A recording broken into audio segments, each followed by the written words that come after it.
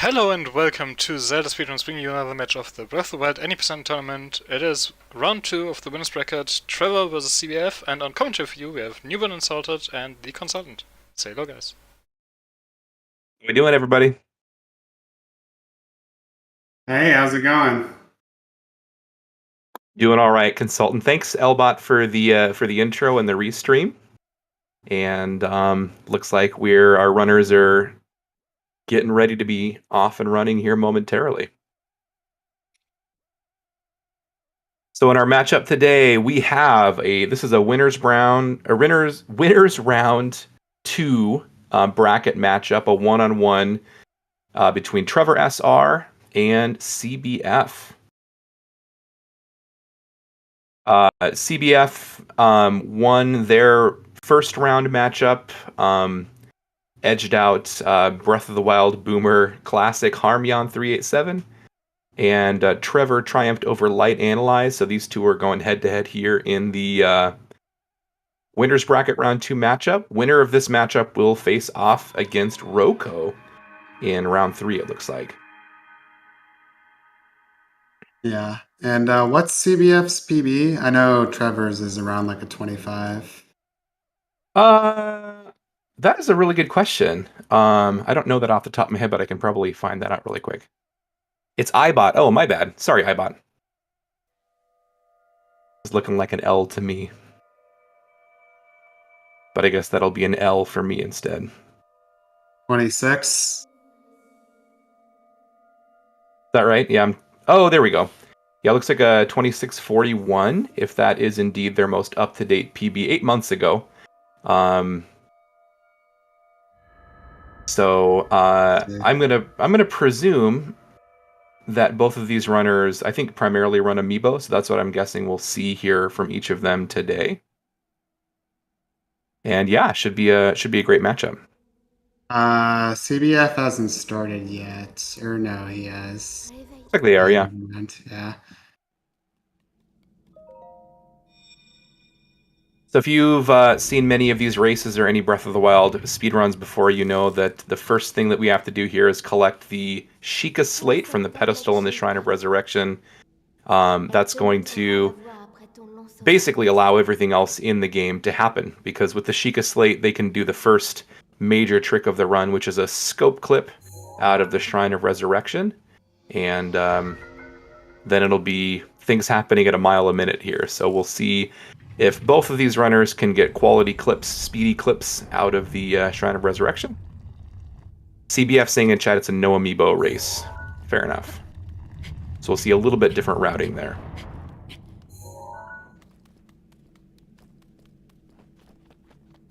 Looking like Trevor is our first runner to make it out of bounds, with CBF not too far behind.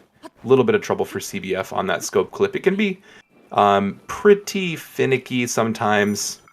The angles are pretty precise. We're basically backing Link into a corner and using the open scope animation to push Link's collision through the wall. So everything has to be lined up just right there. Yeah, I think CBF might have started later. I think he got an instant scope clip, actually. Whereas Trevor waited a little bit to get it, or took a little while to get it, a couple seconds. Both runners opting to get the peppers. Guess, yeah, as I was mentioning yesterday, it seems like most runners opting to get the peppers. Link. See both runners doing a little shield surf here down the slope towards Temple of Time. One of the things that drives me nuts a little bit in the runs that I do is trying to get that really good, quick shield surf. I've not got that quite figured out exactly how to get a consistently fast shield surf. Sometimes it just seems really slow for no clear reason. We see our runners here getting skew on a ledge against the wall of the Temple of Time and using that for a shield clip to get through the wall there. The benefit of that, as opposed to running around, is that obviously it's a little bit faster, but it also helps keep the Boko out of the way so that he doesn't mess around with or kind of get in the way of starting this BLS slide, which is the movement glitch you see our runners doing right now.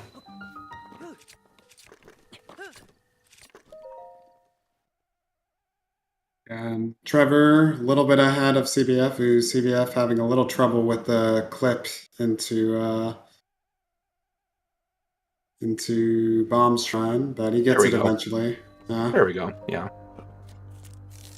Sometimes if you with Temple of Time skew and doing that neutral shield jump just before picking up the pot for the BLS, it usually makes that clip really lenient. But sometimes it seems like if you miss it once, it can have an impact on the subsequent attempts for sure.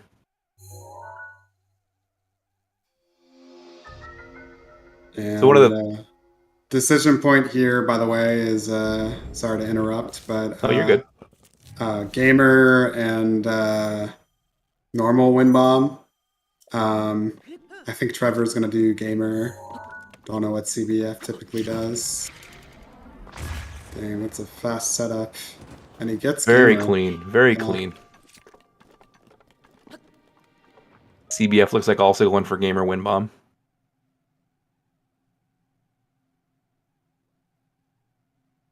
Ooh, and he doesn't get it, unfortunately. Just a little short, yeah. It's a matter with that Gamer Wind Bomb, it's a matter of getting kind of the perfect combination of fast speed and low height to make it all the way to the end because the ceiling on that shrine is so low. Yeah, if you hit the ceiling, you kind of shortens your distance a lot. So. Mm-hmm. Well, and obviously we're pre-paraglider here, so there's no way for runners to stop their momentum or transition their momentum into a glide. So that makes it even a little bit trickier. Whereas with glider, you could probably finagle a square first wind bomb to stay low and get to the end. We don't have that luxury since we are still a few shrines away from the paraglider. That's interesting. I don't know. I wonder what the percentage. I haven't watched all shrines all the way through, but I wonder what the percentage of normal wind bombs to turn wind bombs is. Seems like there's a lot of normal wind bombs. Do you mean in shrines or in the overworld movement?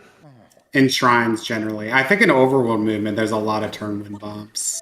Yeah, that's definitely true. I think in the overworld you're probably more often than not going to see turn wind bombs because those are better for distance and speed as opposed to height.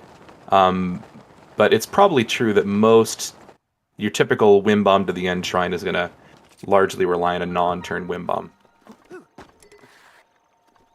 There are a few though for sure. Like I'm thinking of Kamya Tak is a turn wind bomb, and a few others as well. Trevor having a little bit of trouble getting good skew for that Magnesis clip. Doing the durability cancel.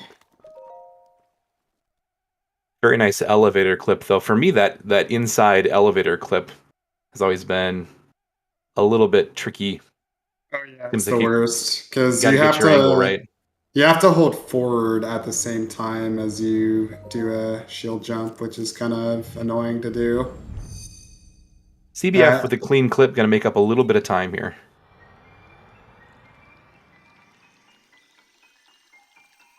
I mean, sorry, you have to hold the left control stick and the D-pad at the same time. With kind of have to operate them both. Yeah, a lot of inputs at the same time, for sure. Yeah. A big decision point here is Canal. I don't know if Trevor's going to go for it or not. Looks like he is. And he gets it. Super clean. Pretty clean. Yeah, that wind bomb can be pretty unforgiving if you land short of the kind of big wall there, then you obviously risk a death, but even if you don't die, you have to run quite a ways back, and it's really slow. Oh, interesting. CBF going for the normal turn wind bomb. That's not in Canal. Ooh. Taking a little bit of fall damage there, but so really fortunate for them that they grabbed those backup peppers. That upper ledge wind bomb, I think, is a little bit more forgiving, but definitely not quite as fast.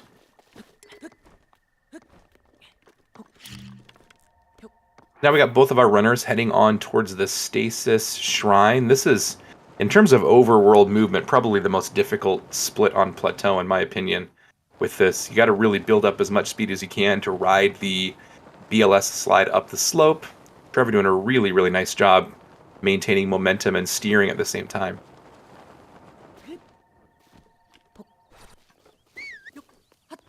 And then most runners seem like they're pretty consistent at this tree wind bomb, but it's definitely one that you got to practice a bit to get enough height to get up there to the top of the cliff.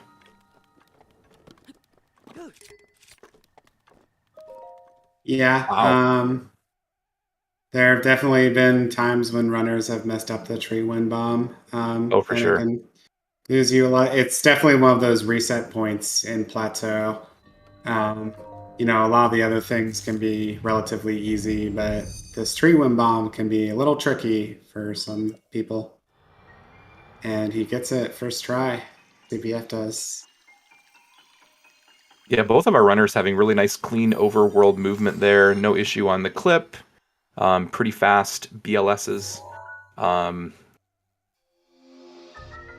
When I remember when we were transitioning and kind of first exploring this newer plateau route, moving away from the stasis first plateau route, I was really, really skeptical of how fast magnesis to stasis could be, but it turns out with the new strats that we have, well, newish strats that we have, BLSs and that tree wind bomb can be really, really quick.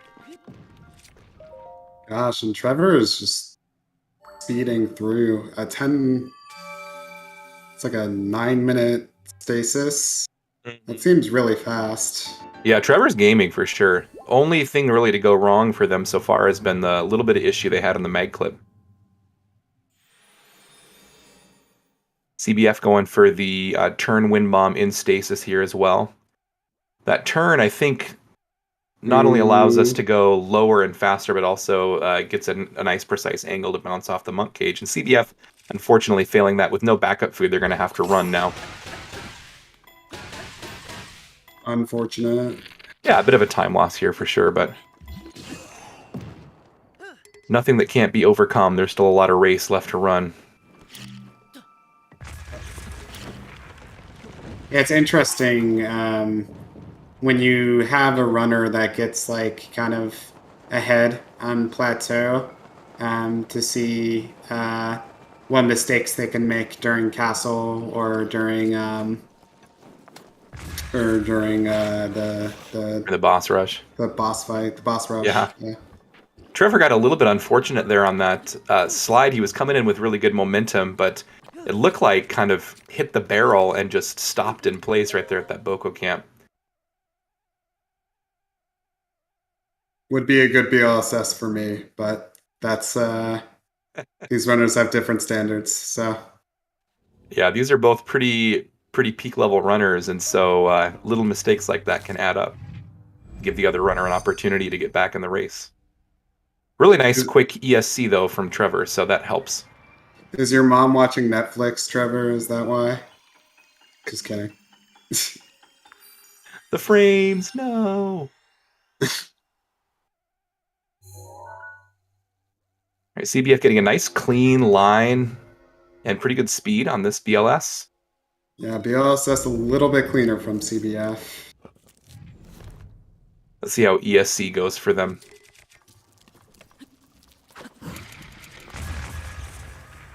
Little messy. Yeah, ESC can be that way sometimes. Does he still have the right skew? Looks like he does. Yeah. There we go.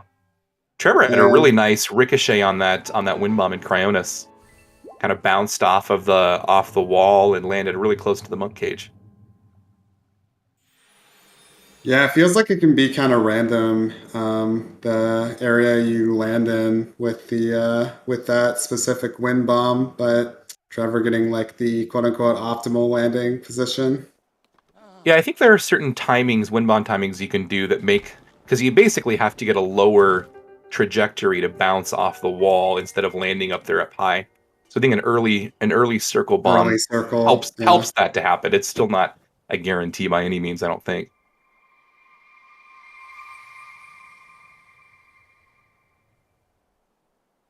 So Trevor gonna be BLSSing on to Temple of Time here to collect the paraglider and take off towards Castle. Oh Ooh, no! looks I was watching like Trevor and didn't see what happened with CBF. Must have been CBF the wind bomb failed. must have had a late circle or something.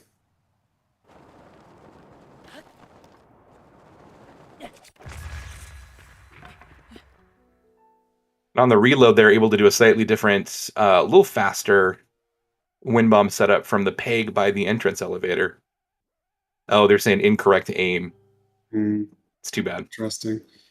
Well, if you had given me a boot camp, CBF, you would have been able to teach me that. No, I'm just kidding. All right, Trevor finishing plateau in what would be like a 1330 range, which that's pretty darn fast. Yeah, it's probably. Does he have a 12 plateau in his PB? Oh, I don't know that for sure. There's not a whole lot of gamers with a 12. That's a pretty high benchmark. Yeah, that's true. But from what I'm seeing here, low 13s look like a definite possibility. Yeah, like a. Yeah, I'm just wondering how he's doing in terms of his PB. I'm just actually going to check. I'm already on it. Trevor looks like their most recently submitted Great Plateau PB 1329, but that's from several months ago. So Oh yeah, I'm sure he has a better one in his actual any percent PB. Oh, so his any percent PB has a 1334. So yeah, he's mhm. right around there. He's like basically on par with his PB. Getting some choo-choo shenanigans, but Ooh, and the circle no, rolling. yeah. When those choo-choos show up. So here, I mean, we're seeing the major difference in routing between Amiibo and no Amiibo. This being a no Amiibo race, the runners are going to have to BLS to that little plateau ridge thing there and grab 4 razor shrooms to cook the attack up meal. And then those choo-choo spawns are random. Sometimes they're there and sometimes they're not, and really can't predict it. You just kind of have to deal with it when they show up, and it's can cause havoc with the Link's targeting system, making it difficult to get the ZL or sorry the ZR to play nicely.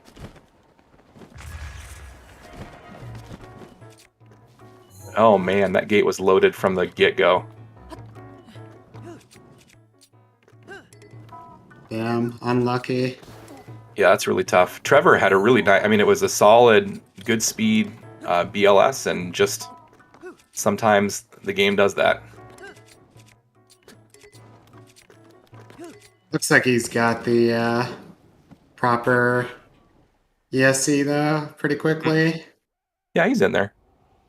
This clip back in bounds is kind of a funny one because basically you just have to find the right visual cues and wedge Link into a little ditch and let him sink through the ceiling back in bounds.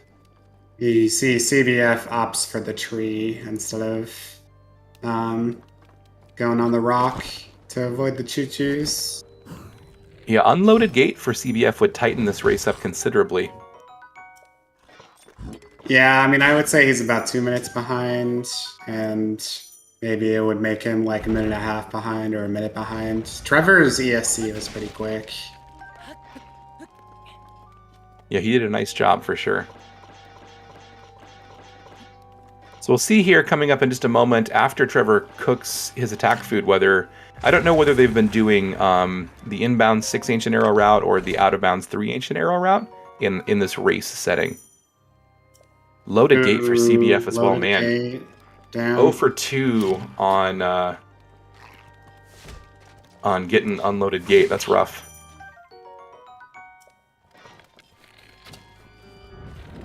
Ooh, and the ESC not Here we go. Not too bad.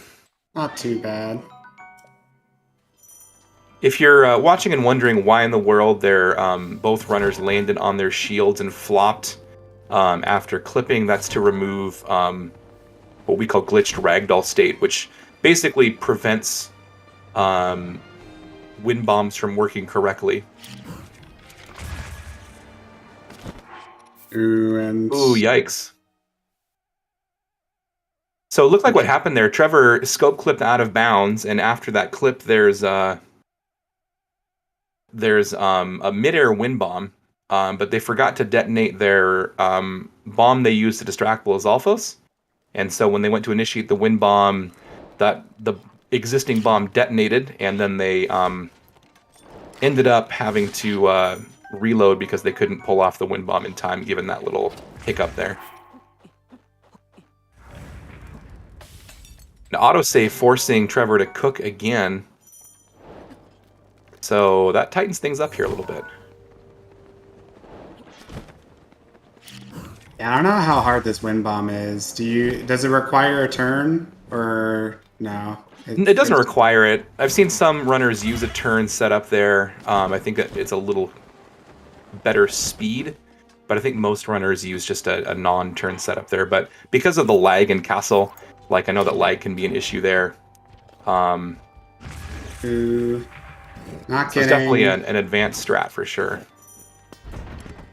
Ooh, his bomb throw was kind of weird there, but he managed to sneak strike the Moblin, Moblin anyways. Yeah, Trevor finishing up the weapons collection by grabbing the Edge of Duality and the Royal Guard's bow, which is kind of the key bow for the boss fights, and heading into Sanctum to begin his boss rush with a pretty solid lead at this point. But these boss fights are so unforgiving that one wrong step and you're starting it back from the beginning of the boss rush. So hopefully Trevor has some clean fights, and we'll look for some good fights from CBF as well. CBF going for a little bit more conservative 6 Ancient Arrow inbounds route, not having to do that mid-air wind bomb that Trevor did. Yeah, also 6 Ancient Arrows for Calamity Ganon is very nice. Very, very nice. Yeah, for sure. But yeah, I mean, that'll put Trevor, technically his route is around 20-30 seconds faster with 3 Ancient Arrows, I think. But he did mess up, so it's about even, I guess, at this point. And CBF, definitely quite low. Anything can happen, though, still. These boss rushes can be the great equalizer sometimes. Ooh, CBF not quite getting over to the Sanctum. Making it work, though. Little improvisation. Yeah, gonna have to walk there. He got on top of the roof. Trevor getting a pretty solid Water Blight fight there and heading on into Fire Blight. And CB struggling a little bit with this Wind Blight setup. I've had this happen sometimes where on that initial jump, Link either goes too far or the wall pushes him out a little bit, and you've got to make sure that your position is pretty accurate and precise there. Otherwise, the skip won't work. So we'll prage for CBF to get this first try Wind Blight skip. And Trevor did an advanced Wind Blight skip, which is interesting. Oh, I didn't see what was different about it. He started from the left and did one side hop and a backflip or something. Yeah, there's a new Wind Blight skip that's advanced. I forgot who came up with it. I know that I've seen 2 different setups. I think both the setups I'm familiar with have been around for quite a while. All right, CBF getting Wind Blight skip and working their way through Water Blight here. And Trevor with a really nice Phase 1 Thunder Blight. Yeah. It's that's kinda, right. Yeah, the rosin setup. I'd forgotten about that one.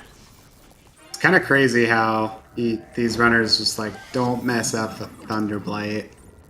I mean, I don't want to jinx CBF, but No comms curse. Yeah. Yeah, when I was learning initially the route here way back in the day for me, Thunderblight was definitely the hardest one at first. But I think once you've got the pattern down and understand how his mechanics work, how to get double hits, basically. Mm-hmm. I mean, that's and the how to make hardest sure part. how to make sure that you get the shield break on the beginning of phase 2. I think is really key.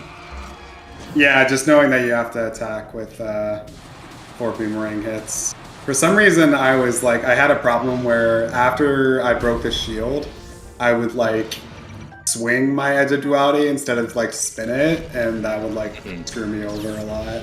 So yes, I just want to point out Trevor had a really swaggy flurry rush there of the Calamity's center little blue claw thing, which the timing on that is pretty darn tight. So that's pretty well done by Trevor, getting the laser parry and the spin attack and throw with the Royal Guards Claymore. Headshots with ancient arrows here.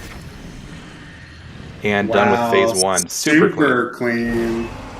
Super clean Calamity phase 1. So, but CBF getting the 1 cycle on phase 2 Fireblight. So, yeah, very nice. There's Trevor now initiating stun lock, and it's kind of the last difficult thing left in the run after this. Ooh, he typed no sorry. I wonder what that means. Yeah, I'm curious because it's all looking pretty good so far. Uh-oh. Oh no! Uh-oh. Oh, so you can actually shield that. I learned that because I was failing the stun lock a lot. Wow. Yeah, timing must have been a little bit off and ran out of stamina, perhaps? Yeah. Which allowed Calamity to break the stun lock. And yeah, I mean, I know you can shield parry that body slam, but holy cow, that would be a quick reaction. No, I'm pretty sure you can just hold your shield and it won't hurt you. Probably wind up with a broken shield, but that would be better than taking a death. So CBF now, due to that error by Trevor, is definitely in the driver's seat, but has to have a clean Calamity as well. And this is that new Windblight setup. You just literally side hop once. That's really interesting. Not seen a whole lot of other runners doing that. So, it's like failing that modified Windblight skip setup and having to reload again. This would mean that Trevor goes down to loser's bracket, which is kind of crazy given that he's, I think, like 5th on the leaderboard. Yeah, we probably shouldn't count our chickens yet, but it's certainly looking like a possibility at this point, pending CBF's performance in Calamity. But, you know, it's races, and especially with a best-of-1 format in these early rounds, this just tells us that anything can happen. Ooh. Yeah. Calamity not going as well phase 1 as it did for Trevor. Should be able to finish it here with this spin to win. And he only has, like, what? Nicely done. 50 seconds left on the clock for his stun lock. It'll be tight. Time. Yeah. Depends on if he does get instant laser, so that's going in his favor. Their favor, sorry.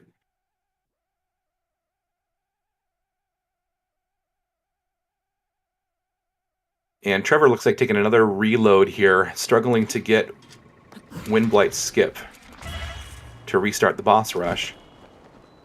All eyes on CBF now to see if they can avoid making a mistake with the stun lock and finish this thing out. Damn, he has like 20 seconds left on his timer. That is really tight. I think he should be able to edge it out, but... Yeah, I think they'll make it. 10 seconds left, just one more. Yeah, the spin should do it, and then maybe an extra hit. Nice. Wow. So yeah, I mean, that pretty much seals the deal. Barring like 6 Dark Beast deaths or something. Better knock on some wood. There we go. Trevor getting Windblight. but unfortunately, possibly too little, too late at this point.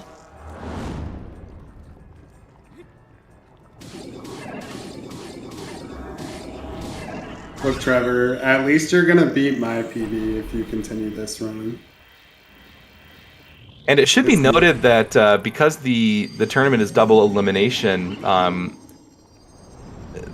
just a loss for Trevor doesn't put him out of it by any means. He's got a little bit of a longer road through the losers bracket, but at the end of the tournament, the winners bracket loser, or the winners bracket winner plays the losers bracket winner, and so anybody is still in it at this point. So looks like Trevor forfeit. Damn, looks like you couldn't beat my PB, Trevor. Lol. Yeah, GG's Trevor. That's the way these races go sometimes, unfortunately. We'll let CBF take their victory lap here. It's nice to know that even like a super high level player can still like mess up in Calamity Ganon. It's just a hard fight. Oh, it definitely happens. I mean, I think even top level runners are going to encounter issues, mistakes in execution, and sometimes just flat out bad luck, bad RNG that can turn those fights sideways in a hurry. I mean, Link's got 3 hearts and no armor, nothing. There's no safety net there, I guess is what I'm trying to say. So even really good runners can come across those issues sometimes. Just illustrates how anything can happen in any one given race. Yeah, and credit to CBF too. They're a really good runner as well. So we shouldn't. I don't want to act like it's insane for this to be happening. It's what, maybe like a 1 minute difference between their PBs. Something like that. Yeah. Or no, not even, because I think Trevor's is like a 26 and no amiibo as well. So maybe like 20, 30 seconds. CBF putting on some fireworks for us here, and final shot. GG's, buddy. GG. Great race. Nice job to both runners. If either of you, CBF or Trevor, want to hop in here for a little interview, we'd love to chat with you about your run. But yeah, 31:08 is going to be just about a flat 30 in leaderboard timing. And given some of the issues that happened in that run, I mean, that's a pretty solid result.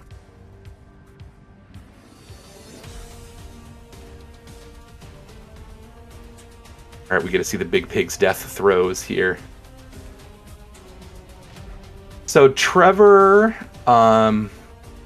just looking at the bracket now to see where each of these runners will head next. Welcome on in. Thank you. How we doing, CBF? Congratulations, GG's. I kind of want to curse, but also like I feel so bad. And again, like I understand these races kind of go this way, and it's always like the boss rush with this particular game that tends to be the most tedious. So, but I was watching the restream, so I saw what happened to Trev. So that's unfortunate. Yeah, it seemed like everything was going really, really well for him. Yeah. But that's the nature of that boss rush, is one small mistake and things can go south pretty quickly.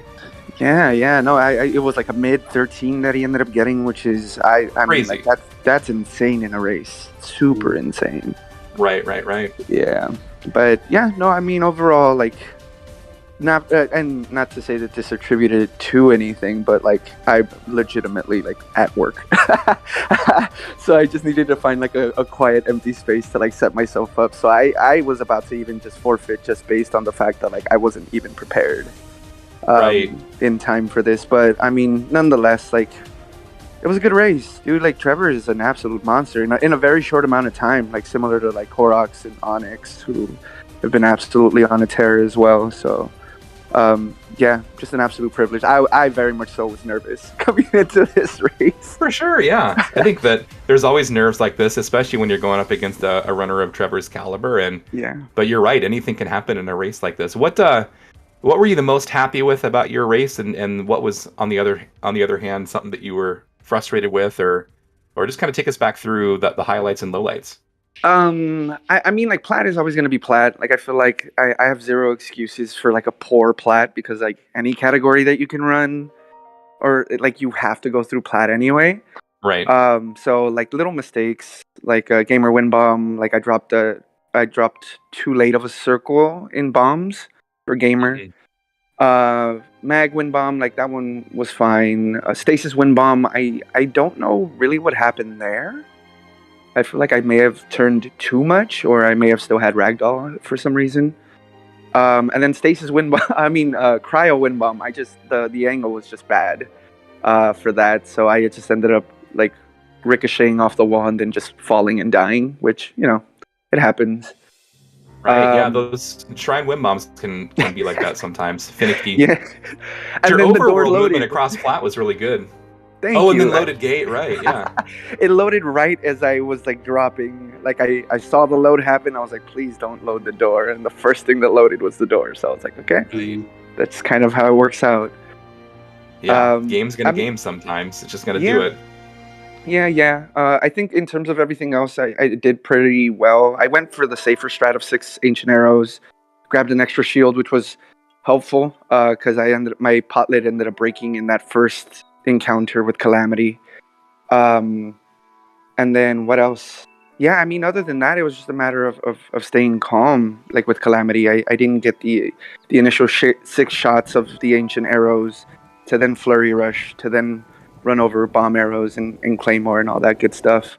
Right. But seeing Trev in the chat with the big wow, I was like, oh no.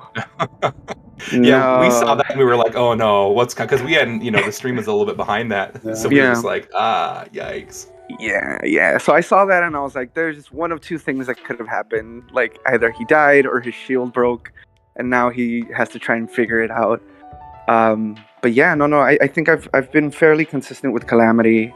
I feel like the issue that I needed to fix during the qualifiers was the fact that I was doing too many hits with the Royal Guard's Claymore, so it would break on the slam and thus start phase 2. And what you want is for it to either break on the throw, or you throw it and then shoot one more bomb arrow or ancient arrows like Trevor did. Yeah. Interesting. Yeah, I know, Trev. I'm sorry, brother. It's your job. It's your job. You'll be back though, Trev. Yeah. You're not out of this by any means. Yeah.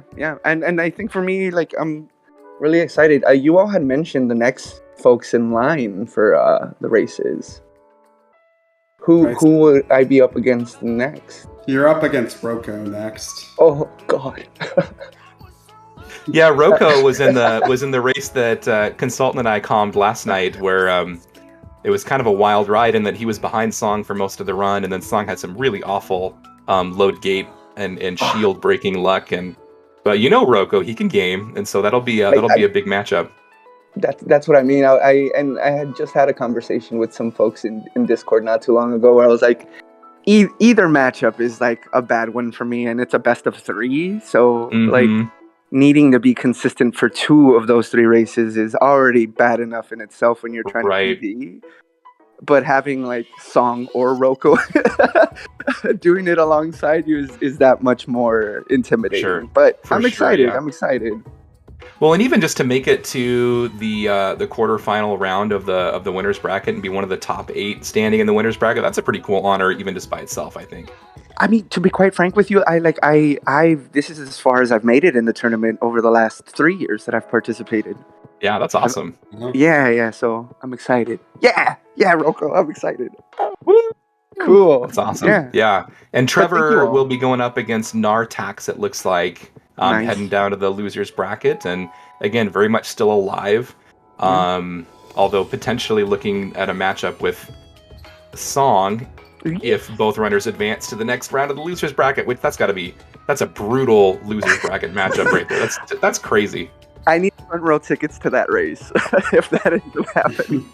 I would love to be commentating for that one, because that would be an absolute like majesty to like just watch. Because both of them are insane. That's 2 really, really great runners right there. Yeah. For It was sure. like Well, it reminds me a lot of like when P5 ended up in the losers bracket, that first tournament that he participated, and then he ended up having to go against Majestic, formerly known as Majestic, now Jesse. Jesse, yeah. And oh god, that was such a good race too. So Yeah, for sure. but Well, yeah, GG's and congratulations on advancing. thank you. Looking forward to your next round matchup against Roko. That'll be a good one. Yeah, no, I appreciate y'all. Thank you again for the restream. Thank you all for the comms. I appreciate it. I promise, consultant, I'm gonna be less busy over the next month and a half. I just need breathing room. But yeah, no, I appreciate it. Everybody setting up. Trev, again, thank you again. Best of luck. You've got it, man. I'm excited to see you work your way through the bracket. So, and see you soon, Roko. No, I mean it's completely understandable that you would be too busy. Just communication is key. So. Yeah. I know. It's a good thing my kids live with me, or else they probably wouldn't speak to me. Oh, you have kids, multiple. Yeah. Oh boy, that's fun. See? Yeah, relate. I can relate to that one. Yeah, but yeah, thank you all again. Appreciate it. Yeah, for sure. Thanks, CBF. It looks like we've got on the schedule at least 2 remaining matchups this later on in just a couple hours. 5 o'clock Eastern Time, Jeg versus Sigma, and 6 Eastern Time, Onyx versus Korox. I'm not sure on restreams on those, or if that's still TBD. We do have Jeg vs Sigma on the restream schedule. It's basically just a matter of whether we will have commentators for that. Yeah, well, if you're out there and you if you can make it, we need commentators. All right, well, I think that'll do it for us. Yeah. Any final thoughts, consultant? No, it was a good match. I feel like I've watched like 2 matches where someone just dies in Calamity, so it's a little tragic, but it happens. I guess people maybe just practice Calamity a lot, so that doesn't happen, right? True. Yep. Alright, well, we're going to be raiding over to Caesar 2, which is having a Link to the Past No Major Glitches League match right now. So, stick around for that if you're interested. Keep an eye on our schedule, see if we are going to be restreaming the later Breath of the Wild match and any further matches of the tournament, as well as other ZeldaSpeedRuns related content. So yeah, with that, thank you all for watching.